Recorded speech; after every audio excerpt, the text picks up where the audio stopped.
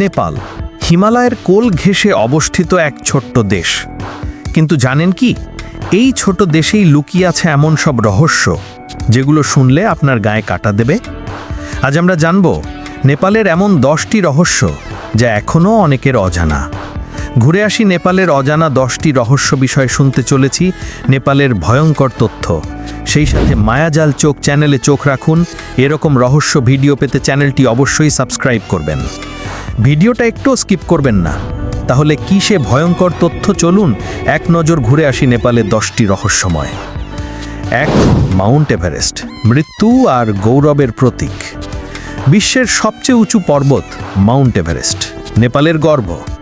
কিন্তু জানেন কি, এই পাহাড়ে শত শত অভিযাত্রী মারা গেছেন যাদের দেহ এখনও পড়ে আছে বরফের নিচে। স্থানীয়রা বিশ্বাস করে এখানে আত্মারা পাহারা দেয় পাহাড়টাকে। 2. কুমারী, জীবন্ত দেবী। নেপালের রাজধানী কাঠমান্ডুতে একটি ছোট মেয়েকে দেবী হিসেবে পূজা করা হয়। তাকে বলা হয় কুমারী। এই কুমারী রাজকীয় জীবনে থাকলেও বয়স বাড়লেই দেবীত্ব চলে যায়। কেন তাকে দেবী ধরা হয়, এটা আজও একটা রহস্য। 3. যোগী, যারা কথা বলেন না। হিমালয়ের গুহায় বসবাসকারী কিছু যোগী আছেন যারা 10-15 বছরেও একটি কথাও বলেন না।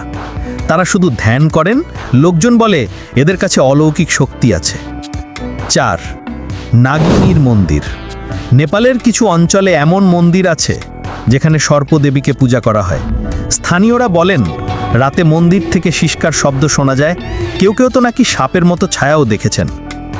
5. কালো জাদু ও তন্ত্র সাধনা।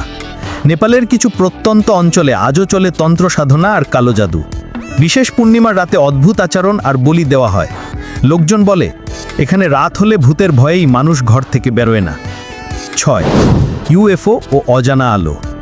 হিমালয় অঞ্চলে অনেক অভিযাত্রী দাবি করেছেন তারা আকাশে অদ্ভুত আলো দেখেছেন। কেউ বলেন ওগুলো ইউএফও, কেউ বলেন দেবতাদের উপস্থিতি। 7. লুকানো গুহা শহর।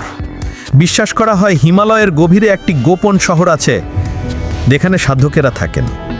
এই শহর নাকি সাধনায় সিদ্ধ পুরুষেরাই খুঁজে পায়। এর সত্যতা আজও কেউ জানে না। 8. মুস্টাং, হারানো রাজ্য। নেপালের মুস্টাং অঞ্চল ছিল এক সময়ের স্বাধীন রাজ্য। এখানে আজও আধুনিক প্রযুক্তি পৌঁছয়নি।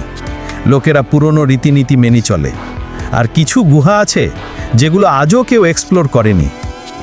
9. ভূতের জঙ্গল। নেপালের কিছু জঙ্গল এতই ভয়ঙ্কর যে স্থানীয়রা রাত হলেই দূরে সরে যান। শোনা যায় রাতে কান্নার আওয়াজ আসে আর ছায়ামূর্তির দেখা মেলে গাছের ফাঁকে। 10. গৌতম বুদ্ধের জন্মস্থান, এক চির রহস্য। নেপালের লুম্বিনী গৌতম বুদ্ধের জন্মস্থান বলে ধরা হয়। তবে অনেকে দাবি করেন প্রকৃত স্থান ভারতেই ছিল। এই বিতর্ক যুগ ধরে চলছে। এই ছিল নেপালের 10টি রহস্যময় তথ্য। আপনি কোন রহস্যে সবচেয়ে বেশি অবাক হলেন? কমেন্টে জানাতে ভুলবেন না। ভিডিওটি ভালো লাগলে লাইক দিন, শেয়ার করুন আর সাবস্ক্রাইব করতে ভুলবেন না।